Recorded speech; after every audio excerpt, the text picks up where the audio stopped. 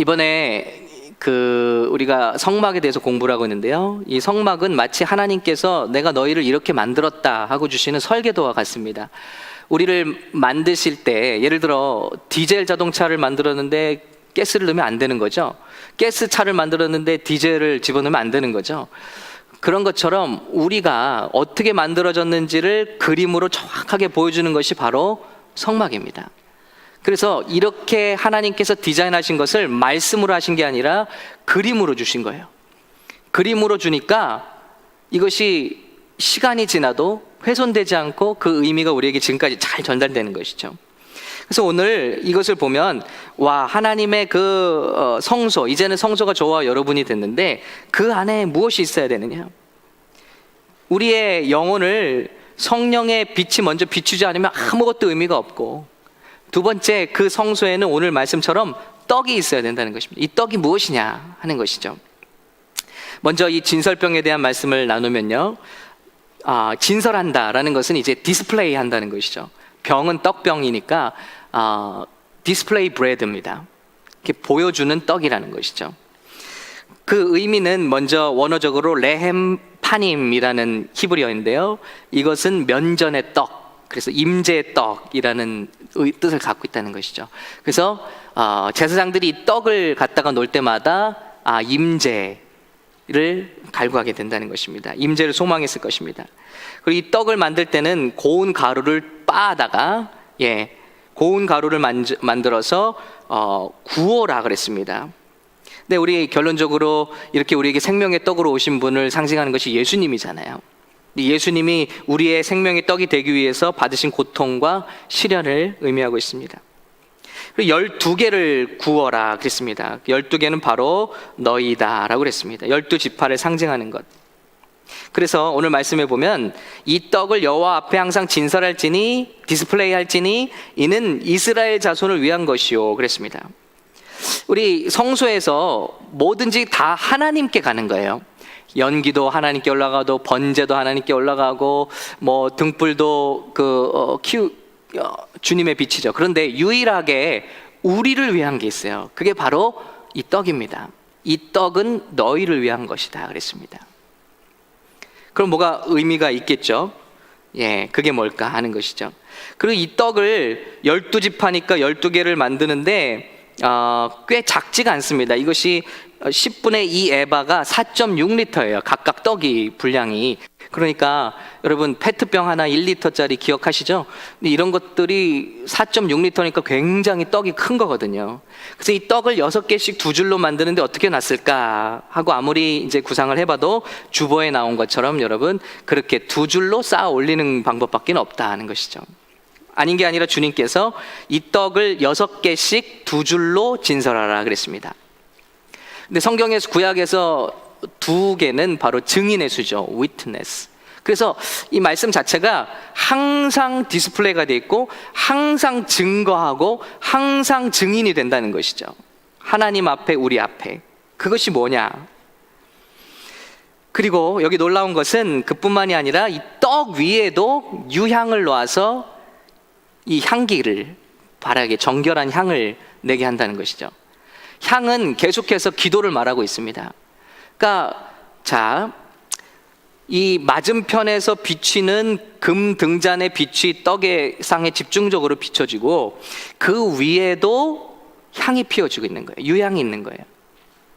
그러니까 이 떡을 바라볼 때마다 혹은 이 떡을 먹을 때마다 우리가 기억할 게 있죠. 이 떡은 그렇게 먹는 것이구나. 이게 뭐냐 하는 것이죠. 그것을 살펴볼 때 예수님은 이 땅에 오셔서 그 떡이 바로 당신이라고 말씀하셨습니다. 그러면 그 말씀 한번 볼까요? 요한복음 6장 32절 33절 우리 같이 읽겠습니다. 예수께서 시작. 예수께서 이르시되 내가 진실로 진실로 너에게 이르노니 모세가 너에게 하늘로부터 떡을 준 것이 아니라 내 아버지께서 너에게 하늘로부터 참 떡을 주시나니 하나님의 떡은 하늘에서 내려 세상에 생명을 주는 것이니라 그랬습니다. 이 떡이 뭐라고요? 예수님 당신이라는 거예요. 하나님의 떡은 당신 자신이라는 거예요. 어떻게 만나가 떡이 됩니까? 여러분 생각을 해보면요, 저도 이번에 깨달은 것인데 이스라엘 사람들은 출애굽해서 가나안에 갈 때까지 농작물을 키우지 않았습니다. 그렇죠? 농사를 짓지 못했어요. 그럼 이 가루가 어디서 나냐는 거죠. 고운 가루. 바로 만나를 부시어서 자른 가루로 만들었을 것이다 라고 추측을 합니다. 그러면 이 떡은 하늘에서 내린 만나를 가지고 만든 떡이라는 거죠. 근데 그 떡이 누구냐라고 예수님이 와셔서 말씀하시는데 그 떡이 당신이라는 거예요. 그래서 5,000명, 남자만 5,000명 있는 모임에서 오병이어로 떡을 먹이신 후에, 배부르게 먹이신 후에 너희 아느냐? 이 떡이 중요한 게 아니라 너희는 하늘에서 주시는 떡을 먹어야 된다. 근데 그 떡이 나다라고 말했습니다. 그러니 이 사람들이 이해할 수가 없는 거예요. 아니, 자기를 먹으라는 것이냐? 그래서 이 말씀은 어렵도다 하고 그때로부터 예수님을 떠나 많은 사람들이 예수님을 떠났다고 그랬어요. 자, 여러분, 중요한 것이죠. 성소에는 성령의 불이 비치는 가운데 우리가 이 생명의 떡을 먹게 되어 있습니다. 그런데 이 떡을 아론과 그의 자손에게 먹게 하라는 거예요. 제사장들이 먹는 거예요. 하나님의 일을 하면서. 그런데 그 떡은 만나로 만들어졌고 그 만나는 실제로는 예수님이라는 거예요. 그러니까 우리 성소는 저와 여러분은 예수님을 먹어야 된다. 좀 무서운 말이죠. 예수님을 역시 어떻게 먹는 것이냐? 그럼 그리스도를 어떻게 먹는 것이냐? 예수님 말씀하셨습니다. 자신을 먹으라고 말씀하시면서 이렇게 말씀하셨어요. 요한복음 6장 34절 우리 같이 읽겠습니다. 시작. 그들이 이르되 주여 이 떡을 항상 우리에게 주소서. 예수께서 이르시되 나는 생명의 떡이니 내게 오는 자는 결코 줄이지 아니할 터이요 나를 믿는 자는 영원히 목마르지 아니하리라. 나를 먹으라 그랬어요. 내가 생명의 떡이다. 그런데 주님을 어떻게 먹습니까? 많은 사람들이 떠나갔어요. 자기를 먹으란 말이냐? 자기 살과 피를 우리에게 준다는 얘기냐? 이 말은 어렵도다. 음식만 먹고 떠났어요. 예수님 보고 배부른 기적만 보고 떠났어요. 근데 예수님이 제자들에게 물으십니다. 예수께서 12제자에게 이르시되 너희도 가려느냐? 그때 베드로가 정답을 얘기하죠. 시몬 베드로가 대답하되 주여 영생의 말씀이 주께 있사오니 우리가 누구에게로 가오리까? 그랬습니다. 그러니까 생명의 떡은 예수님인데 예수님을 먹는 것은 뭐라고요? 영생의 말씀을 듣고 섭취하는 것이다. 할렐루야. 그분의 말씀을 먹는 것입니다. 그분의 말씀을 듣는 것이다. 그렇다면 모든 것이 명확해지죠. 성소의 제사장들은 이 떡을 먹고 삽니다. 이 떡을 먹고 주의 일을 합니다. 오늘 말씀에 보면 이 떡을 만드는데 아론과 그 자손에게 돌리고 특별히 일주일마다 안식일 때마다 새 떡을 만들어서 디스플레이하고 그때 떡을 교체할 때 있었던 떡은 너희가 가져다가 아론과 제사장들이 다 먹으라는 것입니다. 그래서 항상 말씀이 거기 있고 항상 그 말씀을 제사장들이 먹는 거예요. 성소에는 이것이 반드시 있어야 할 것이고 이것이 영원한 규례다라는 것입니다. 즉 하나님이 말씀하시기를 저와 여러분은 이 세상에 어떤 돈이나 먹는 것, 마시는 것, 입는 것 이런 것들로 사는 존재들이 아니라 우리가 먹는 유일한 소스, 그리고 우리에게 힘을 주시고 생명을 주시는 성막에서 유일하게 우리를 위한 것은 주님의 말씀이라는 것입니다. 그래서 이런 말씀을 우리가 섭취할 때 어떤 일이 일어나는 것이죠. 먼저 우리가 주님의 말씀을 먹을 때 말씀은 나를 살리십니다. 마치 다윗이 사울에게 쫓겨서 기진맥진할 때 이 진설병을 얻어먹고 힘을 냈던 것처럼 제사장들이 주의 일을 감당하면서 오직 이 양식을 먹는 것처럼 저와 여러분도 예수 그리스도의 말씀을 먹을 때만 살 수 있다는 것입니다. 그런데 많은 사람들이 이것을 모르고 있습니다. 안타까운 것이죠. 그래서 예수 믿는 사람들도 똑같이 걱정하는 게 뭐냐면 무엇을 먹을까, 무엇을 마실까, 무엇을 입을까가 됩니다. 아니야, 너희들은 그렇게 만들어지지가 않았어. 너희들은 결코 세상의 것으로만 살 수 없다. 예수님이 시험을 당하시죠. 배고프니까 사탄이 와서 빵 만들어 먹지 뭐하냐? 빵 만들어 먹어. 기적을 뭐 하는 데 쓰냐? 너를 위해서 쓰라 그랬습니다. 그때 예수님께서 대답하여 이르시되 사람이 떡으로만 살 것이 아니요 하나님의 입으로부터 나오는 모든 말씀으로 살 것이라 하였느니라 하시니, 신명기 말씀으로 이기셨습니다. 뭘 말씀하고 있을까요? 우리는 결코 동물과 같지 않다는 것입니다. 사람이 떡으로만 살 것이 아니요라는 것은 떡이 필요 없다는 말이 아니죠. 떡도 필요해요. 그러나 떡으로만 살 수 있는 존재가 아니라는 것입니다. 우리는 애시당초 지어질 때부터 하나님의 입으로부터 나오는 말씀을 먹어야만 살 수 있는 존재로 지어졌다는 것을 이 성막 그림을 통해서 우리에게 다시 한번 확인시켜주고 계신 것입니다.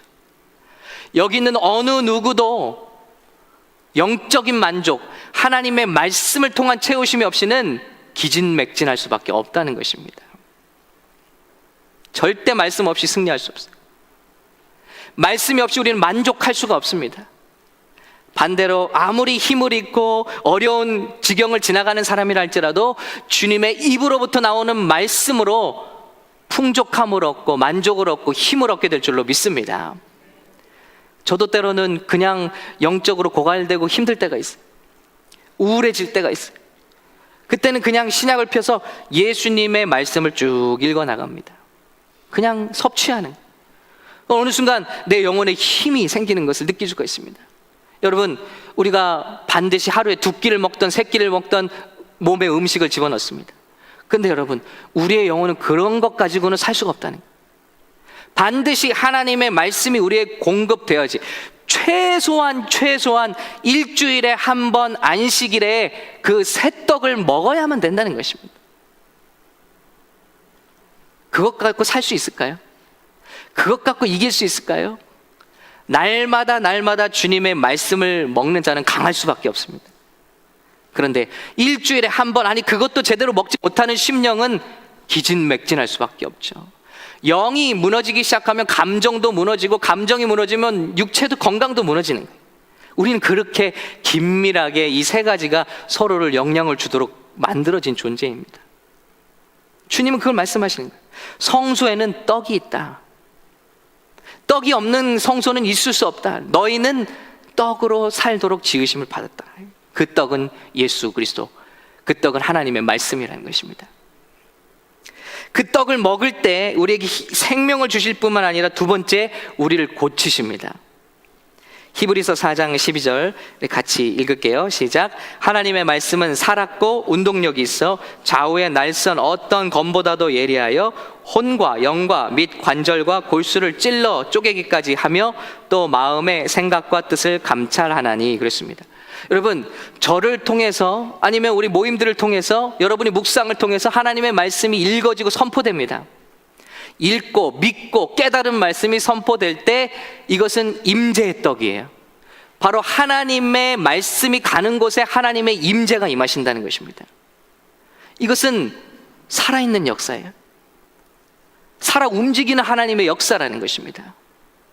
하나님의 말씀은 살아있고 운동력이 있어 우리 안에 들어오면요, 음식이 몸에 힘을 주는 것처럼 이 말씀이 우리를 찔러 쪼개고 혼과 영과 및 관절과 골수를 만진다는 것입니다. 할렐루야. 그래서 이 말씀을 들으면 영혼이 쪼개집니다. 이 말씀을 우리가 제대로 섭취하면 감정이 치유를 받습니다. 혼이 치유를 받는 거예요. 마치 의사의 예리한 그 칼날이 그 폐부를 도려내고 우리를 고치시는 것처럼 아주 좌우의 날선 어떤 검보다도 예린 주님의 말씀이 우리를 들어와서 모든 죄를 태우고 잘라내고 우리의 모든 질병들을 걷어내고 우리를 깨끗하게 치유하시는 줄로 믿습니다. 우리의 감정, 그럼 디프레스가 됩니다. 성경에 디프레션 된 사람들 많이 있잖아요. 그래 다 한결같이 뭐죠? 하나님의 말씀을 듣고 일어나더라고요. 엘리야를 보시면, 베드로를 보십시오, 바울을 보십시오. 다 주님의 음성 듣고 주님의 말씀 듣고 일어납니다. 다윗이 어떻게 그 어려운 삶을 이겨낼까요? 주님의 약속 듣고 주님의 음성 듣고 이기는 것입니다. 여러분, 뿐만이 아니죠. 우리의 관절과 골수를 찔러 쪼개기까지 하니까 말씀이 들어와서 그 선포되면 내 안에 영이 춤추기 시작합니다. 내 영이 힘을 얻기 시작합니다. 여러분, 주일에 그걸 느끼셔야 돼요. 할렐루야.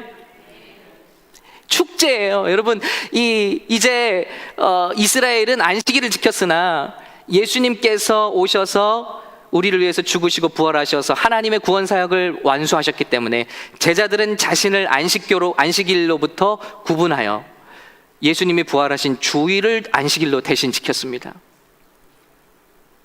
우리는 그래서 주일을 안식일로 지키는 거예요.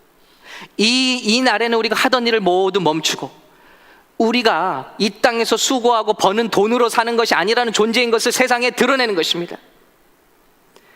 이것으로 우리가 전도하는 것입니다. 세상에 우리가 드러내는 것입니다. 빛을. 나는 이런 방법으로 사는 존재가 아니다라는 것을 신앙 고백하는 것입니다. 주일을 지키는 것은 성도의 기본적인 신앙 고백이 되는 것입니다. 나는 하나님께 속했고, 이 축제를 통해서 안식일에 약속하신, 이제는 주일에 약속하신 하나님의 회복과 말씀의 축제에 내가 들어가지 않으면 나는 일주일을 승리할 수 없다라는 것을 고백하는 것이 주일의 예배인 줄로 믿습니다. 그래서 믿는 자의 첫 번째는 주일을 성수하는 거예요.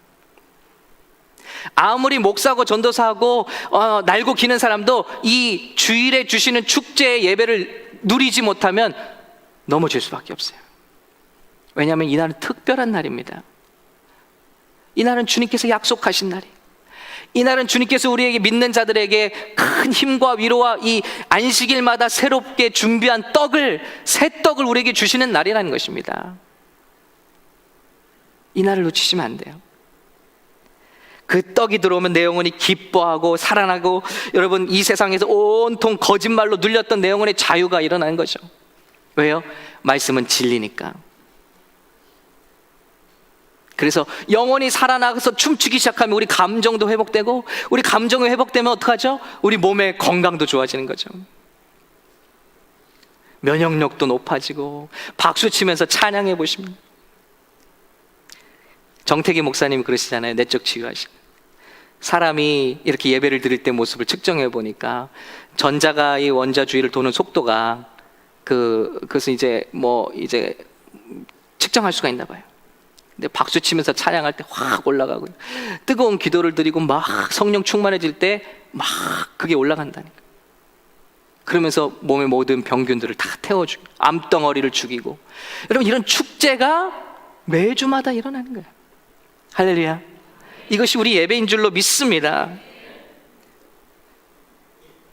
나를 고친다. 관절과 골수까지 찔러 쪼개니까 골수가 새로워지니까 막 새로운 피가, 아주 깨끗한 예수님의 보혈의 능력이 우리 안에 흐르기 시작하고, 예배를 통해서 치유를 매주마다 경험하는 공동체가 되는 것입니다. 여러분, 이것이 너희를 위한 것이다 라고 그랬습니다. 이건 나를 위해서 하는 게 아니야. 너희를 위한 거예요. 이걸 볼 때마다 내가 너희에게 준 약속을 기억하라. 나의 말씀을 기억하라. 이 말씀이 바로 너를 위해 준비된 것이다. 네가 이 말씀을 먹으면 산다. 너는 그렇게 지음받았다. 우리 청년들이 구겨졌습니다. 보시면요, 우리 이 주보에 이렇게 실어드린 청년들, 이게 파란색이 구겨진 거거든요.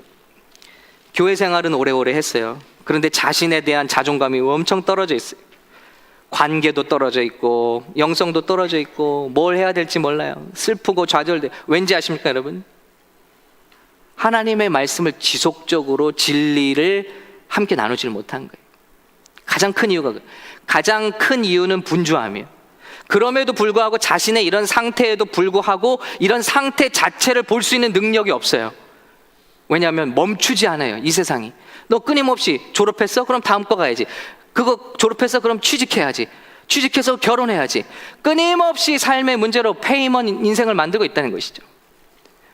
그런데 이 모임에 와서 적어도 한번 깊이 자기가 뭘 좋아하는지, 자기가 뭘 할 때 제일 행복했는지 생각해 보게 되는 거예요. 그러면서 모든 거짓말, 자기를 둘러싼 거짓말에 속아 살아요. 너는 공부를 그 정도 했으니까 그거밖에 안 돼. 너는 이렇게 못생겼으니까 너는 돈이라도 많이 벌어야 돼. 예를 들면, 다 거짓말이에요, 거짓말. 그래도 인생이 세상에서 인정받으려면, 떵떵거리고 살려면 이 정도 한 달에 돈은 벌어야 돼. 그러려면 이렇게 살아야 돼. 여러분, 다 이런 말을 듣고 그냥 바쁘게 속아 넘어가요. 진리가 들어오지 않았어요. 사단이 주는 거짓말, 이 세상의 미디어, 드라마, 영화, 이 세상의 모든 걸 볼 때마다 그거밖에 안 들어와요. 아, 저 옷을 입으면, 광고가 다 그런 거거든요. 아, 사람들이 꼬이는구나. 아, 그래서 그 옷을 나도 입어. 아, 사람이 저런 명품을 들면 존경을 받는가 보다. 아, 인생이 뭐냐? 막 쇼핑백을 들고 기쁘게 나오는 여자들의 모습을 보여주면서 아, 인생 저런 거지. 5번 프레이를 가다 보면 RV 광고가 나와요. 뭐라고 나와요? Life is short. 예, 빨리 이거 RV 빌려서 놀러 가라는 거예요. 아, 갈 데가 많다는 거예요. 아주관광의 라디오 광고를 듣고 제가 피식 웃었습니다. 뭐라 그러죠? 뭐 다리가 떨리기 전에, 다리가 떨리기 전에 세계를 다녀야 된대요. 웃었어요. 자, 다리가 떨리기 전에 새벽 기도해야지. 무릎을 꿇지 못할 지경이 오기 전에 기도해야죠. 몸이 떨리기 전에, 다리가 떨리기 전에 세계 여행하러 가자는 거예요. 여러분, 세상의 모든 게 보험회사들 보세요. 여러분, 노후를 철저하게 준비해야 됩니다. 물론 맞아요. 남에게 짐이 되면 안 되죠. 그러나 오직 그것을 위해서 많은 것을 희생하게 만듭니다. 오직 그거예요. 청년들이요, 이런 거짓말을 듣고 평생 산 거예요. 부모에게까지 너는 그 자체로 괜찮아, 너는 그 채로 내 사랑받는 아들이야, 내 사랑받는 딸이야, 이게 아니라 너 큰일 났다. 제가 저희 딸에게 하는 말이죠. 너 이렇게 하면 거짓말이에요. 그렇지 않아요. 한 사람이요, 예를 들어 한 사람에게 거리에 나가서 야, 너 굉장히 예뻐요. 예쁜 사람이 사람에게 말을 해요. 당신 되게 못생겼네요. 그런 말을 들으면 처음에는 웃어요. 저 사람 미쳤나 보다. 내가 얼마나 예쁜데. 그런데 이 사람이 만날 때마다 당신 진짜 못생겼네요. 그렇게 하면 좀 상황이 달라져요. 근데 중요한 것은 이 사람이 아니라 다른 사람도 만날 때마다 당신 좀 못생겼네요. 그러면 의심하게 됩니다. 그리고 10사람에게 그런 말을 들으면 어떻게 되죠? 아, 얼굴 고쳐야겠다. 충분히 예쁜데. 이게 뭐죠? 거짓말의 힘입니다. 어려서부터 모든 상처와 모든 아픔을 통해서 청년들은 그것을 믿고 있어요. 굳게 믿고 있어요. 이렇게 살면 나는 사랑받지 못해. 이렇게 살면 장가도 못 가, 시집도 못 가. 이렇게 살면 하나님이 나를 미워하실 거야. 죄책감, 모든 것으로 짓눌려 있어요. 그런데 이 짓눌려 있을 때 하나님의 진리의 말씀이 선포될 때 그것을 다 깨뜨려버리고 자유하게 되는 줄로 믿습니다. 우리 청년들이 바로 그 역사를 경험한 거예요. 쫙 펴졌잖아요. 진리가 들어간 거예요. 아니야, 넌 그렇지 않아. 너는 태어날 때부터 하나님이 놀라운 계획을 가지고 있다. 너에겐 이런 특별한 재능을 주셨다. 넌 하나님 보시기에 귀한 아들과 딸이다.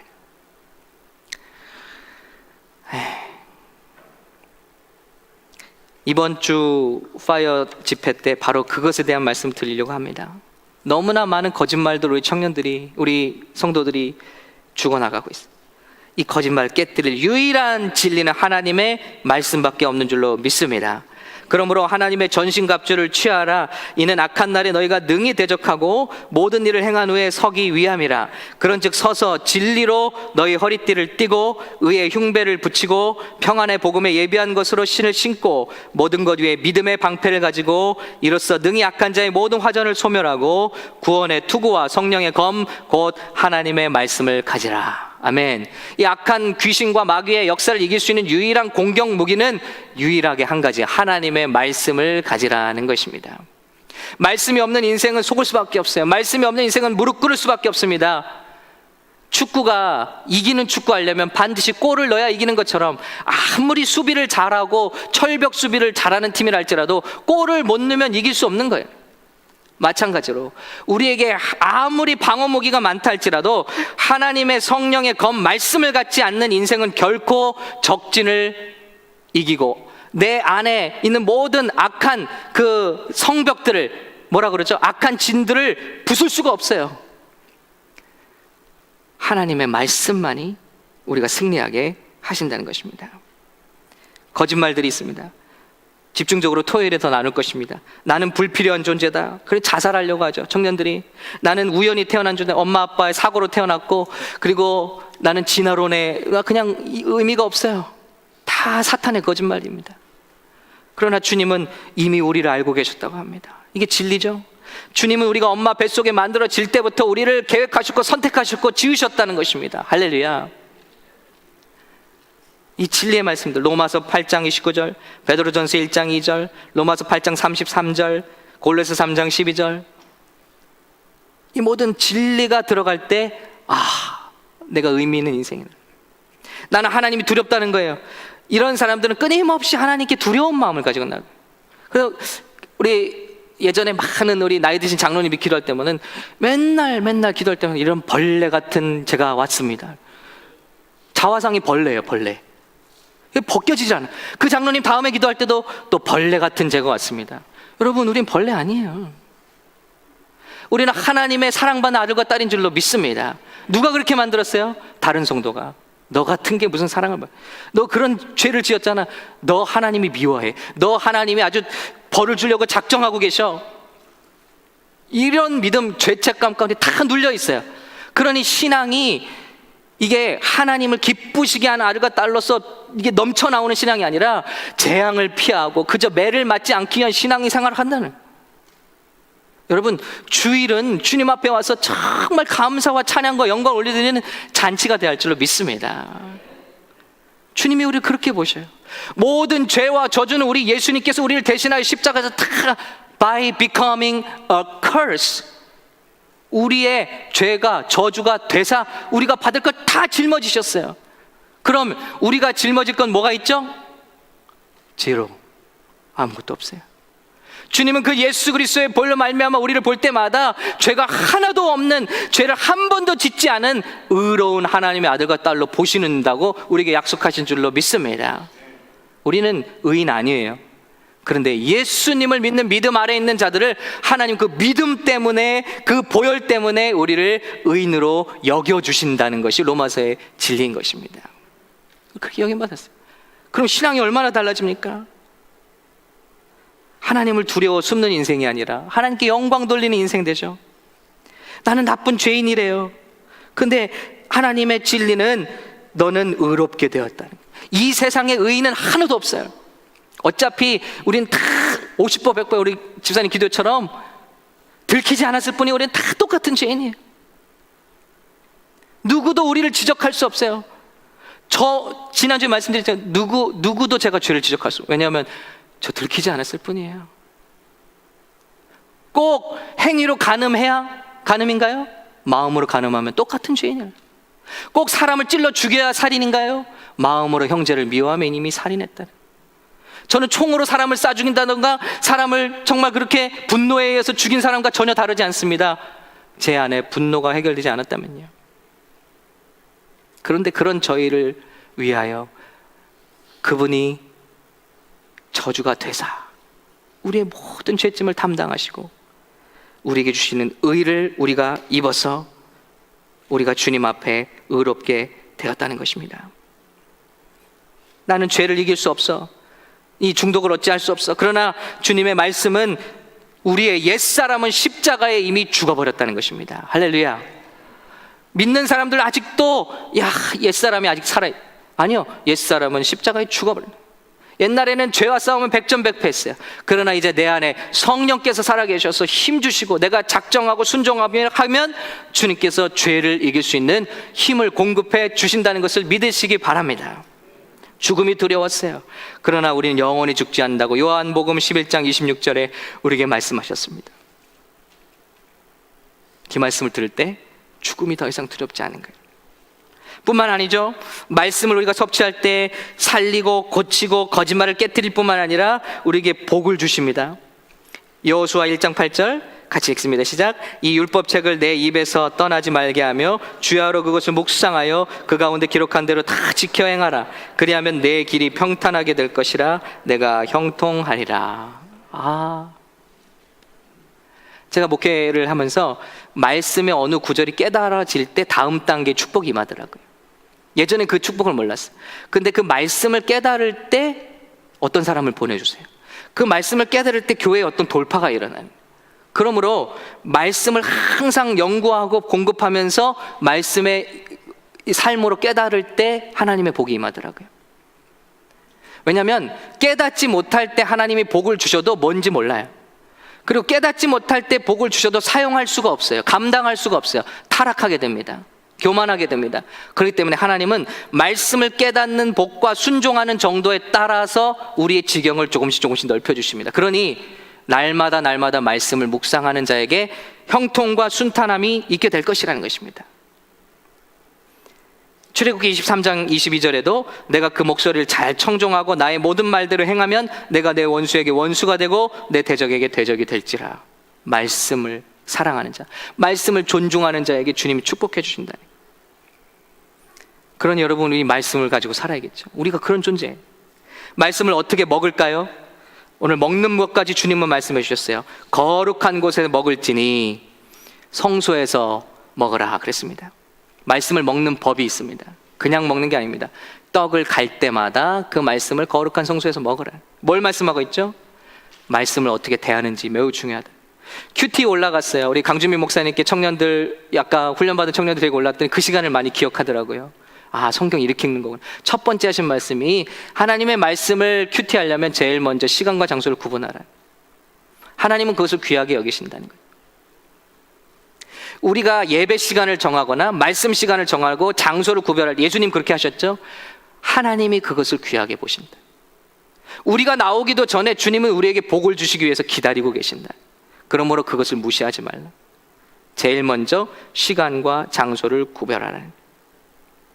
그래서 이 주일이 참 복된 날입니다. 이 주일은 하나님께서 일주일마다 안식일에 새로운 양식으로 퍼주셨던 것처럼 우리의 일주일 동안 묵은 땅을 기경시키시고 우리에게 정말 새로운 힘과 용기를 주시기 위해서 구별하신 날인 것을 여러분 믿으시기를 예수님의 이름으로 축원합니다. 그래서 성령의 여기 빛이 비추잖아요. 성령의 조명 아래, 그 유향 기도 아래 그것을 먹는 것입니다. 이 떡이 보통 큰 게 아니에요. 그래서 제사장들이 함께 그것을 나누어 먹는 것이죠. 공동체를 이루어 먹는 것이죠. 그럴 때 초대교회는 이것을 완벽하게 실현했습니다. 마지막 말씀인데요, 사도행전 2장 41절입니다. 같이 읽습니다. 시작. 그 말을 받는 사람들은 세례를 받음에 이날의 제자의 수가 3,000이나 더하더라. 저희가 사도의 가르침을 받아 서로 교제하며 떡을 떼며 기도하기를 전혀 힘쓰니라. 3박자에 가르침을 받아, 말씀을 받아 서로 펠로우십하고 떡을 떼며, 이거 먼저 성찬식을 하며 기도하기를 전혀 힘쓰니라. 이것이 초대교회의 비밀입니다. 그리고 우리의 건강한 성전의 비밀입니다. 여러분, 그래서 수요 성경 공부를 여는 이유는 그것입니다. 말씀 주일에 한 번 갖고는 승리할 수가 없어요. 그래서 주중에도 말씀 붙잡고 내 영혼에 공급하는 거죠. 금요일은 기도하는 날이에요. 그래서 우리 영성을 깨우는 날이에요. 기도가 없이 말씀을 보는 것도 위험하고, 말씀을 하고 말씀 없이 기도만 하는 것도 다 위험한 겁니다. 균형을 이뤄야 돼요. 뿐만 아니라 교회는 펠로우십이 있어야 돼요. 혼자 신앙생활 하는 거 아닙니다. 서로 교제하며, 그래서 샘터를 통해서는 교제하고 붙잡아주고 서로 마음도 나누고 기도하는 공동체를 만들려고 하는 거예요. 그래서 이것이 밸런스를 이룰 때 정말 건강한 교회, 하나님께서 믿는 자의 수를 날마다 더하는 주님의 성전이 될 줄로 믿습니다. 오늘 이 말씀이 어떻습니까? 우리 성전에는 과연 성령의 불이 빛나고 있습니까? 우리 성전에는 바로 항상 24시간 디스플레이된 하나님의 언약의 말씀들이 우리를 비춰주고 있습니까? 그것을 섭취하고 계십니까? 이 주일이 여러분 감격과 은혜 가운데 주님의 말씀을 드시고 계십니까? 앞으로 이런 주일, 축제와 같은 주일, 우리 영혼이 살아나는 주일, 그리고 우리에게 결단이 임하여 온 교회가 이런 아름다운 교회 공동체의 모습을 회복하는 교회 되시기를 예수님의 이름으로 축원합니다.